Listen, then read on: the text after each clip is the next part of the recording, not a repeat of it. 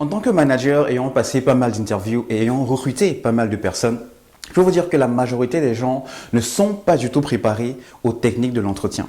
Il faut savoir qu'aujourd'hui, le monde du travail avance à la vitesse grand V. Ce qui veut dire que le travail que tu as aujourd'hui n'est pas nécessairement celui que tu vas garder ou bien que tu auras dans 20, 30 ans, même dans 10 ans, voire 5 ans même. Donc, à un moment donné de ta carrière, tu vas passer au moins 2 entretiens. Donc, tu dois être prêt au moment où l'opportunité va se présenter. Donc, il y a 2 fautes majeures que la plupart d'entre nous, tout le monde, je dis bien tout le monde, moi y compris, j'ai commis ces erreurs lorsque j'étais junior, commettent au moment de passer les entretiens d'embauche.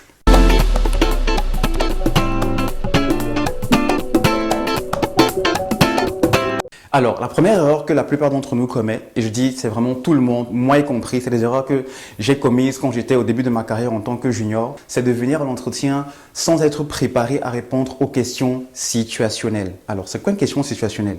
C'est une question que le recruteur va poser, c'est une technique que le recruteur utilise depuis des années, qui demande d'avoir une réponse qui n'est pas directe et concrète, mais de construire la réponse en fait. Et donc, au fur et à mesure que tu réponds, toi le candidat, au recruteur que tu es en face, ça permet au recruteur d'avoir une lecture de ta personnalité, de tes compétences, de ton attitude et de tes capacités en fait. Donc, c'est une question par exemple. Parlez-moi d'une fois où vous avez eu un client difficile ou bien vous avez eu à travailler avec un collègue difficile. Comment vous avez géré la situation? Donc ça, c'est une question situationnelle. C'est aussi une question qui te demande de pouvoir aller chercher dans ta mémoire une histoire ou bien de ce qui s'était passé qui est similaire à la situation qui relève la question qui t'est posée.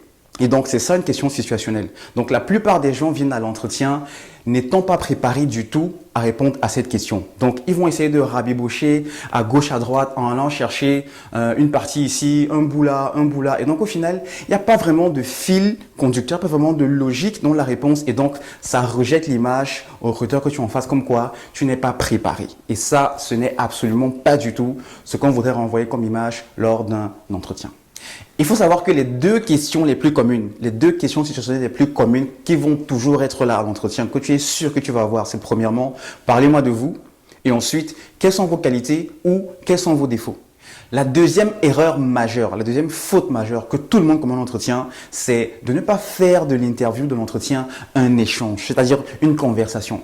Il faut savoir qu'en fait que le recruteur ou le manager qui te passe l'interview, ou bien la personne qui te fait l'interview, tu es son futur collègue. Donc, à un moment donné, il a besoin de savoir que non seulement tu n'es pas juste comme une machine ou bien un logiciel qu'il est en train d'acheter ou bien de prendre pour venir faire un travail de telle heure à telle heure, mais il a aussi besoin d'avoir quelqu'un en face qui est sociable, quelqu'un qui a des qualités personnelles, quelqu'un qui est gentil, quelqu'un qui peut sourire, qui peut raconter des blagues, quelqu'un qui vit en société, quelqu'un qui pratique un sport, quelqu'un qui a une passion, quelqu'un qui aime, je sais pas, cuisiner, le foot, le sport, les voyages, etc., etc. Parce qu'en fait, vous passez 3/4 de votre vie au travail, donc vous pouvez passer avec vos collègues au travail, au bureau. Donc, il faut que tu justement puisses envoyer ce signal comme quoi, en plus du fait que tu as les compétences nécessaires pour lesquelles il recherche ce profil, au-delà de ça, tu es aussi une personne à part entière qui vit dans la société. Et donc, s'il raconte une blague demain, par exemple, au boulot,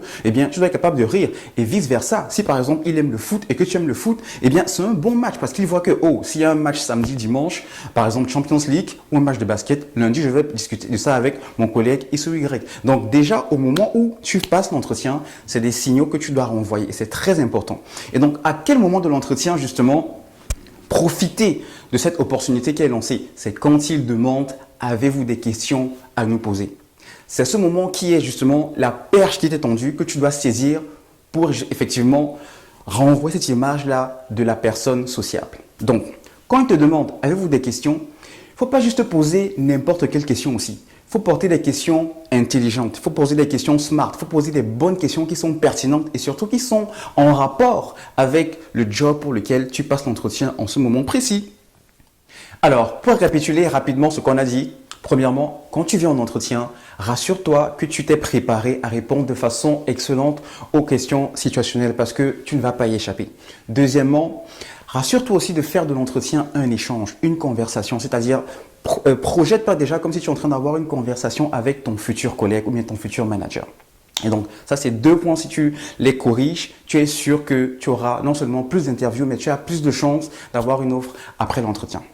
Merci d'avoir regardé cette petite vidéo. Si tu es nouveau sur cette chaîne, merci de t'abonner. Si tu as aimé, n'oublie pas de liker et surtout de partager au maximum avec des personnes que tu penses ça pourrait intéresser. Vraiment, le but pour moi dans ces vidéos, c'est de aider le maximum de personnes, non seulement à trouver du boulot, mais aussi pour ceux qui ont déjà un boulot, à exceller dans leur carrière, à développer leur carrière et à s'épanouir dans leur carrière. Donc, tu ne veux pas louper la prochaine vidéo. D'ici là, porte-toi bien et je te dis ciao.